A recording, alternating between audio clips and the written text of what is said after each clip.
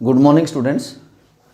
कल के लेक्चर में बेटा हमने डिस्कस किया था इलेक्ट्रोड पोटेंशियल, और इलेक्ट्रोड पोटेंशियल को कैसे मेज़र करेंगे उसके लिए मैंने आपको बताया था कि किसी भी इलेक्ट्रोड का जो पोटेंशियल है उसको मेज़र करने के लिए हम कोई रेफरेंस इलेक्ट्रोड यूज़ करते हैं जिसका इलेक्ट्रोड पोटेंशियल हमें पता होगा। तो कल आपको बताया था कि रेफरेंस इलेक्ट्रोड के तौर पे हमने हाइड्रोजन इलेक्ट्रोड को यूज़ किया था, स्टैंडर्ड हाइड्रोजन इलेक्ट्रोड, जिसको हम नॉर्मल हाइड्रोजन इलेक्ट्रोड भी बोलते हैं। तो मेज़र करेंगे, क्या मेज़र करेंगे? Electrode potential. किसी भी इलेक्ट्रोड का पोटेंशियल मेज़र हम करेंगे तो उसके लिए कल आपको बताया था कि रेफरेंस इलेक्ट्रोड यूज़ करेंगे हम। रेफरेंस इलेक्ट्रोड में लास्ट के लेक्चर में हमने डिस्कस किया था, रेफरेंस इलेक्ट्रोड के तौर पे स्टैंडर्ड हाइड्रोजन इलेक्ट्रोड को यूज़ किया गया है। और इसकी कंस्ट्रक्शन और कैसे ये काम करेगा, हाउ इट वर्क्स, ये कल वाले लेक्चर में हमने डिस्कस किया था। आज हम मेजर करेंगे किसी भी इलेक्ट्रोड का potential by using standard hydrogen electrode. जैसे एग्जांपल है कि अगर मैं ये कहूँ कि मेरे पास जिंक की इलेक्ट्रोड है, तो जिंक इलेक्ट्रोड का इलेक्ट्रोड पोटेंशियल आपको मेजर करना है। देखो, एज ए कन्वेंशन जैसे आपको बताया था कि जिस इलेक्ट्रोड पे ऑक्सीडेशन होगा उसको हम लेफ्ट साइड बनाते हैं इलेक्ट्रोकेमिकल सेल में, और जिस पे रिडक्शन होता है उसको हम राइट साइड बनाते हैं। इसको हम कैसे पता करेंगे? वोल्ट मीटर का पॉइंटर भी देख के हम बता सकते हैं किस पे ऑक्सीडेशन हुआ है और किस पे रिडक्शन हुआ है। सपोज आपके पास एक जिंक इलेक्ट्रोड है जिसका इलेक्ट्रोड पोटेंशियल आपको मेजर करना है। ये आपके पास एक जिंक इलेक्ट्रोड है, जिंक, और एक आपने यूज़ की है रेफरेंस इलेक्ट्रोड जो कि स्टैंडर्ड हाइड्रोजन इलेक्ट्रोड है।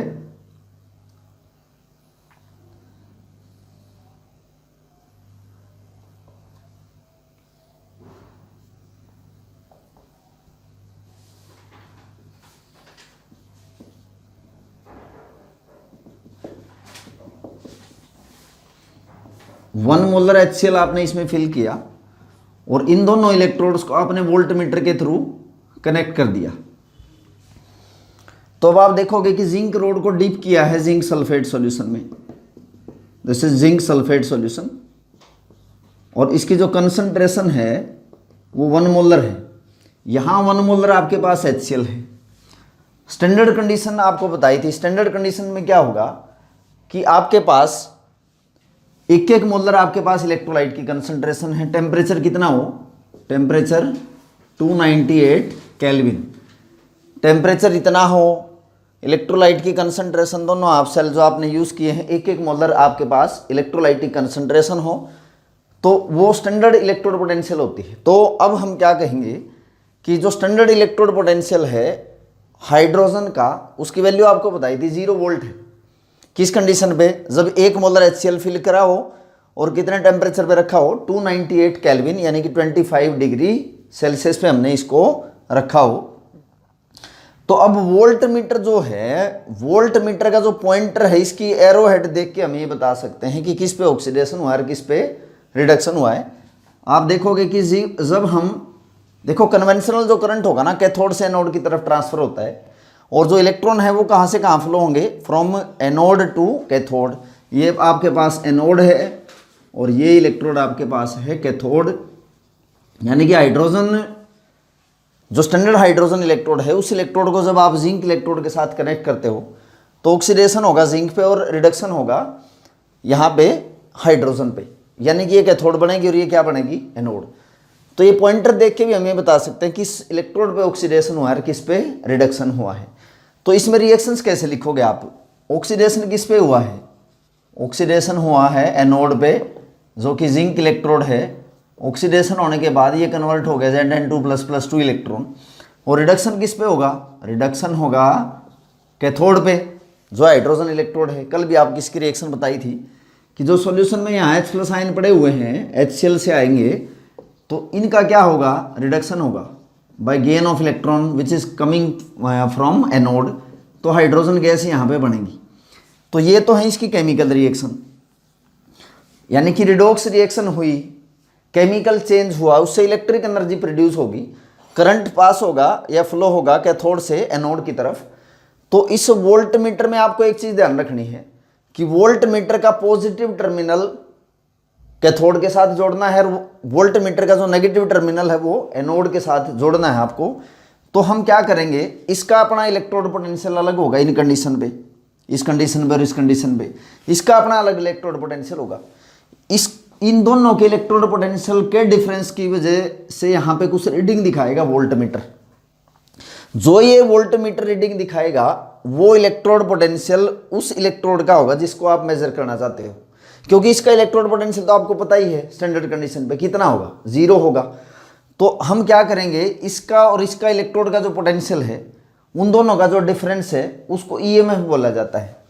EMF is electromotive force, electromotive force, या हम कह सकते हैं सेल वोल्टेज है ये।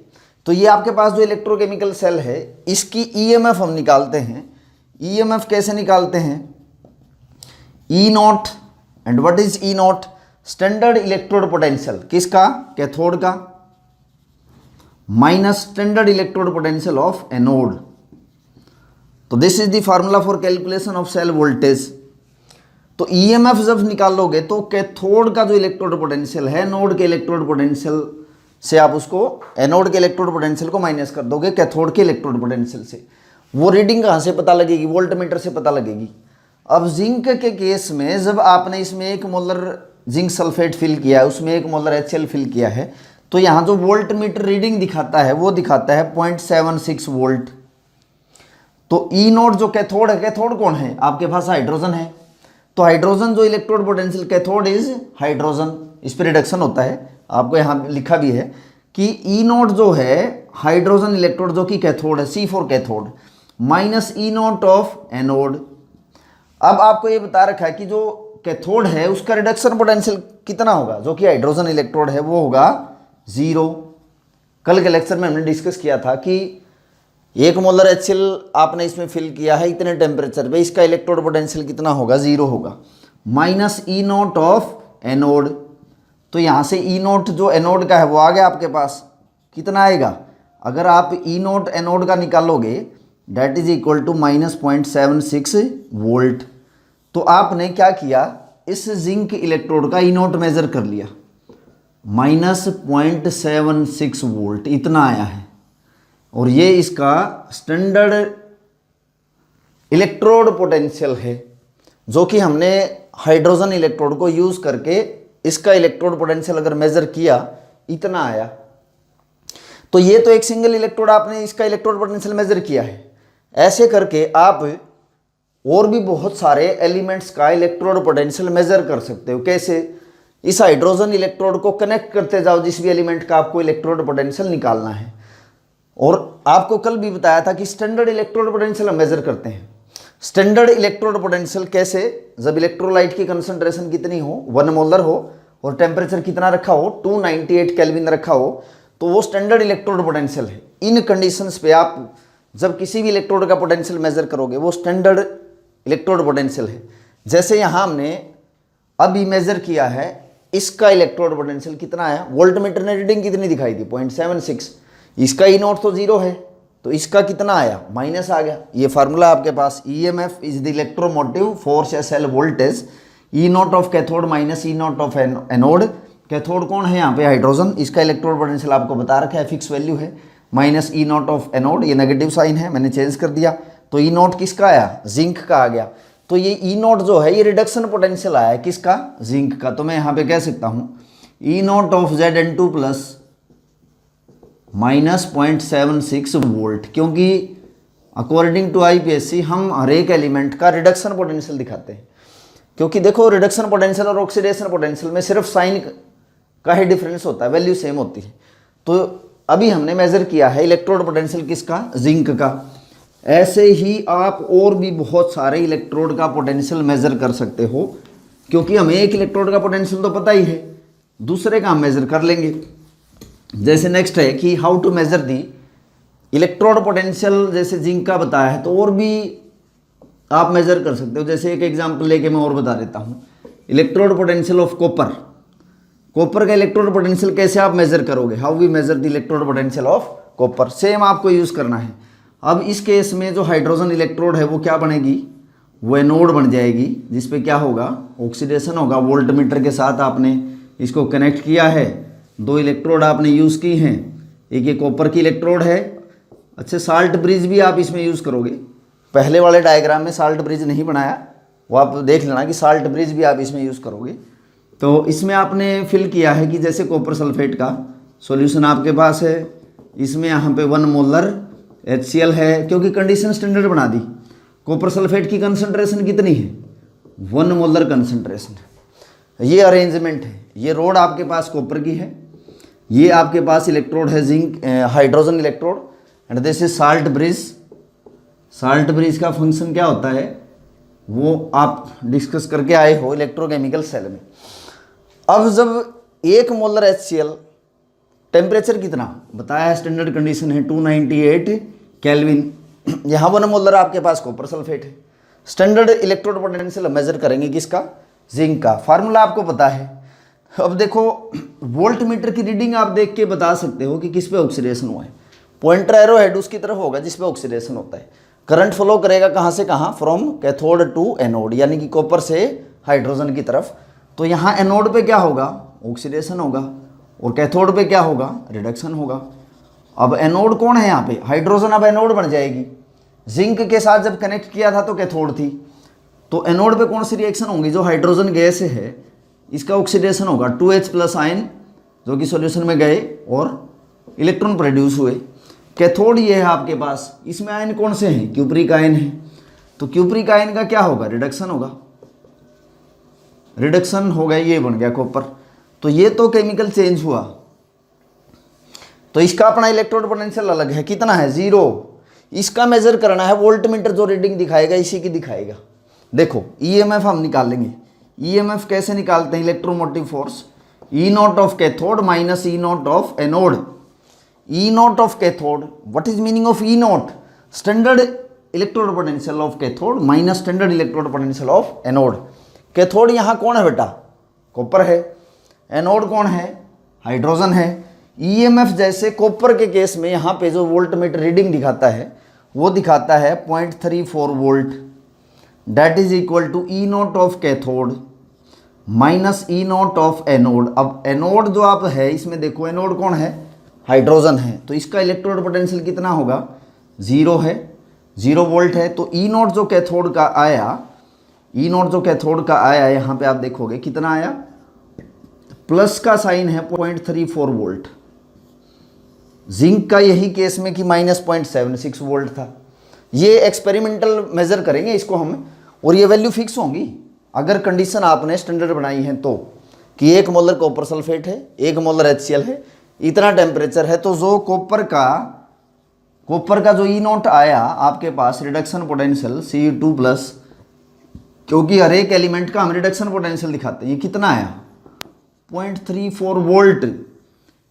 तो देखो हम ये जो इलेक्ट्रोड पोटेंशियल मेजर कर रहे हैं, ये आपका इलेक्ट्रोड पोटेंशियल जो मेजर किया जा रहा है हाइड्रोजन को यूज करके हम मेजर कर रहे हैं, इसके कंपैरिजन में निकाल रहे हैं भाई। इसके साथ रेफरेंस इलेक्ट्रोड, इसको हमने रेफरेंस बनाया तो इसका इलेक्ट्रोड पोटेंशियल हमने मेजर कर लिया है भाई, इतना आया, यानी कि हाइड्रोजन के रिस्पेक्ट में इसका इतना इलेक्ट्रोड पोटेंशियल है। ये स्टैंडर्ड आपने बनाया है। ऐसे ही जिंक जब यूज़ किया था तो उसके केस में इलेक्ट्रोड पोटेंशियल कितना था, माइनस 0.76 वोल्ट था। ये तो 2 एलिमेंट बताए हैं। ऐसा करके आप बहुत सारे एलिमेंट का क्या निकाल सकते हो, इलेक्ट्रोड पोटेंशियल एक्सपेरिमेंटली मेजर कर सकते हो। तो अब बहुत सारे एलिमेंट का आपने इलेक्ट्रोड पोटेंशियल निकाला, किसके रिस्पेक्ट में, स्टैंडर्ड हाइड्रोजन इलेक्ट्रोड के रिस्पेक्ट में आपने इलेक्ट्रोड पोटेंशियल मेजर कर लिया बहुत सारे एलिमेंट्स का। और वो जो इलेक्ट्रोड पोटेंशियल आपने मेजर किया है ये कौन सा है, स्टैंडर्ड इलेक्ट्रोड पोटेंशियल है, standard electrode potential. Standard electrode potential कब बोलेंगे बेटा, जब इलेक्ट्रोलाइट की कंसंट्रेशन 1 मोलर हो, टेम्परेचर आपके पास 25 डिग्री या 298 केल्विन हो, तो किसी भी इलेक्ट्रोड का जो पोटेंशियल होगा वो क्या होगा, उसको हम E0 से डिनोट करते हैं। स्टैंडर्ड इलेक्ट्रोड पोटेंशियल है, E0 से उसको डिनोट करते हैं। तो ऐसा करके बहुत सारे एलिमेंट का इलेक्ट्रोड पोटेंशियल निकाल दिया गया और फिर उनको अरेंज कर दिया उनको इंक्रीजिंग या डिक्रीजिंग ऑर्डर में कैसे लिख सकते हो आप। और आपको बताया कि हर एक इलेक्ट्रोड का हम रिडक्शन पोटेंशियल दिखाते हैं, Mn plus n number of electron, her element का रिडक्शन पोटेंशियल दिखाया जाता है। तो मैं बहुत सारे ऐसे एलिमेंट्स का इलेक्ट्रोड पोटेंशियल मेजर करके, किसका यूज़ करके, रेफरेंस इलेक्ट्रोड का यूज़ करके, और उन एलिमेंट्स का रिडक्शन पोटेंशियल को अरेंज कर दें हम और एक सीरीज बना दें, तो उस सीरीज को बोलते हैं इलेक्ट्रोकेमिकल सीरीज। तो इलेक्ट्रोकेमिकल सीरीज है क्या? इलेक्ट्रोकेमिकल सीरीज ये है क्या? अरेंजमेंट ऑफ इलेक्ट्रोड्स या अरेंजमेंट ऑफ एलिमेंट्स। ये एलिमेंट्स आपके मेटल भी हो सकते हैं और नॉन मेटल भी। Arrangement of elements on the basis of their electrode potential.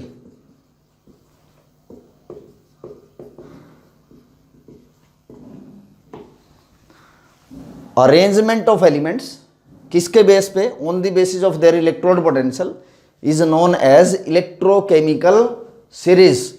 तो मैं यहां पे वो सीरीज आपको बता रहा हूं, आप देखोगे कि हर एलिमेंट का रिडक्शन पोटेंशियल लिखा जाता है। जैसे Li लिथियम क्या है? मेटल है।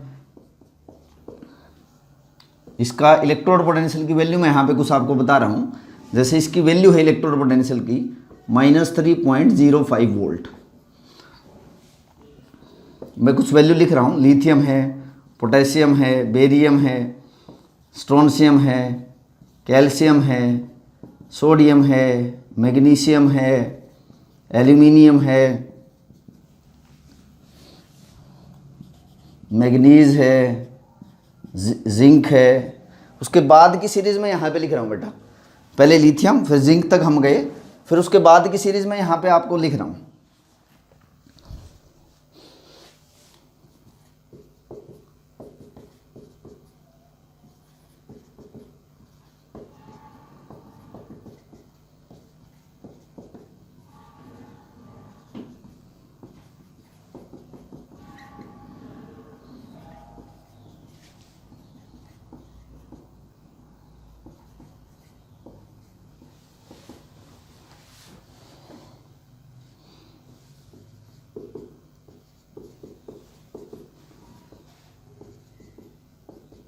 देखो आप, थोड़ी सी जगह कम थी तो इस सीरीज को मैंने एक्सटेंड कर दिया। लिथियम से लेके lithium, potassium, barium, strontium, calcium, sodium, magnesium, aluminium, manganese, zinc, chromium, iron, cadmium, cobalt, nickel, tin, lead, hydrogen, copper, iron, mercury, silver, platinum, gold and fluorine.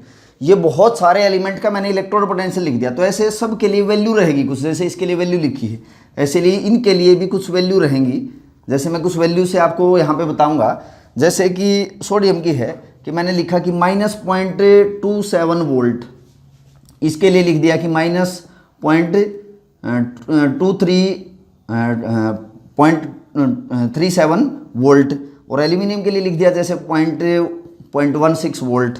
ऐसे ही जैसे मैग्नीज का हमने मैग्नीज के पास जिंक का निकाला था -0.76 वोल्ट। ये वैल्यू आपको याद नहीं करनी है, ये तो मैं आपको समझाने के लिए बता रहा हूँ कि जैसे जिंक का इलेक्ट्रोड पोटेंशियल हमने मेजर किया था तो इतना आया था। किसके रिस्पेक्ट में? इसके साथ मेजर किया था, हाइड्रोजन के साथ। ऐसे ही जैसे आयरन है, आयरन का इलेक्ट्रोड पोटेंशियल है जैसे -0.44 वोल्ट। ऐसे ही बहुत सारे एलिमेंट का आपने इलेक्ट्रोड पोटेंशियल मेजर किया। हाइड्रोजन का 0 आया था आपके पास। कॉपर का कितना आया था? 0.34 वोल्ट आया था आपके पास। ऐसे ही आयरन का आएगा 0.77 वोल्ट। सिल्वर का आएगा बेटा कि 0.80 वोल्ट। कि फ्लोरीन लास्ट में देखो कि प्लस की वैल्यू है 2.7। ये बहुत सारे एलिमेंट को अरेंज कर दिया मैंने, किसके बेस पे? इलेक्ट्रोड पोटेंशियल के बेस पे। तो ये इलेक्ट्रोकेमिकल सीरीज बना दी। तो इलेक्ट्रोकेमिकल सीरीज क्या है? Arrangement of elements on the basis of their electrode potential. आप देख रहे हो लिथियम जो है ना, लिथियम का रिडक्शन पोटेंशियल जो है वो सबसे कम दिखा रखा है, माइनस साइन के साथ दिखा रखी है वैल्यू। फ्लोरीन का देखो यहाँ पे सबसे ज़्यादा है कि +2.87 वोल्ट है। ये जो इलेक्ट्रोड पोटेंशियल निकाल रखे हैं किसके रिस्पेक्ट में निकाल रखे हैं? हाइड्रोजन इलेक्ट्रोड के रिस्पेक्ट में निकाल रखे हैं। अब हाइड्रोजन से ऊपर जितने भी एलिमेंट है ना ये बच गए, फिर ये आएंगे इधर से, जगह कम हो गई थी। तो हाइड्रोजन से ऊपर ये जितने भी एलिमेंट है ना तो हाइड्रोजन से ऊपर जितने भी एलिमेंट हैं अबव हाइड्रोजन, आप देखोगे इनका इलेक्ट्रोड पोटेंशियल नेगेटिव में आया है, और हाइड्रोजन से नीचे जितने भी हैं ये एलिमेंट बिलो दी हाइड्रोजन इस इलेक्ट्रोकेमिकल सीरीज में, उसका इलेक्ट्रोड पोटेंशियल पॉजिटिव में आया है। यानी कि हाइड्रोजन के रिस्पेक्ट में जो ये एलिमेंट ऊपर दिखा रखे हैं, इसे हाइड्रोजन से ऊपर ये जितने भी एलिमेंट हैं इनका इलेक्ट्रोड पोटेंशियल नेगेटिव आया है। इसका मतलब ये है कि जो ये जितने भी एलिमेंट हैं ये सारे हाइड्रोजन से ज़्यादा रिएक्टिव हैं। जैसे आप लोअर क्लासेज में पढ़ के आए हो कि मेटल रिएक्ट करता है एसिड के साथ तो हाइड्रोजन गैस प्रोड्यूस होती है। तो ये हाइड्रोजन से ऊपर जितने भी एलिमेंट दिखा रखे हैं ये सारे इजीली ऑक्सीडाइज हो जाते हैं, किसके कंपैरिजन में? हाइड्रोजन के कंपैरिजन में। और ये जो एलिमेंट दिखा रखे हैं, कॉपर है, आयरन है, मरकरी है, silver, platinum, gold and fluorine, इनका इलेक्ट्रोड पोटेंशियल देखो, जैसे कॉपर का पॉजिटिव है, यहाँ आयरन के ऊपर 3+ चार्ज है, पॉजिटिव है, सिल्वर का ये पॉजिटिव वैल्यू है, फ्लोरीन का ये हाईएस्ट पॉजिटिव वैल्यू दिखा रखी है। तो हाइड्रोजन के रिस्पेक्ट में किसी का इलेक्ट्रोड पोटेंशियल नेगेटिव दिखा रखा है, किसी का इलेक्ट्रोड पोटेंशियल पॉजिटिव दिखा रखा है। तो कंक्लूजन यहाँ ये है बेटा, एलिमेंट्स को अरेंज किया on the basis of their electrode potential, reference electrode के साथ मेजर किया था हाइड्रोजन के साथ।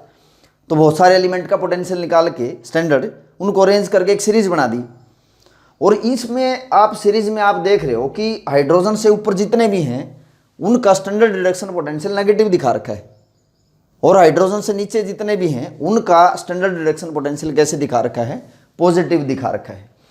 तो बेटा ये चीज़ ध्यान रखना, इलेक्ट्रोड पोटेंशियल जो आपने निकाल लिए with reference electrode using hydrogen electrode, तो जिसका स्टैंडर्ड रिडक्शन पोटेंशियल जितना ज़्यादा आएगा पॉजिटिव में वो उतना ही अच्छा ऑक्सीडाइजिंग एजेंट होगा, और जितना ज़्यादा नेगेटिव में आएगा वो उतना ही अच्छा क्या होगा? रिड्यूसिंग एजेंट होगा। जैसे आप इस सीरीज में देख सकते हो, इलेक्ट्रोकेमिकल सीरीज में देख के बता सकते हैं सबसे अच्छा रिड्यूसिंग एजेंट कौन होगा? लिथियम होगा। सबसे अच्छा ऑक्सीडाइजिंग एजेंट कौन होगा? ऑक्सीडाइजिंग एजेंट फ्लोरीन होगा।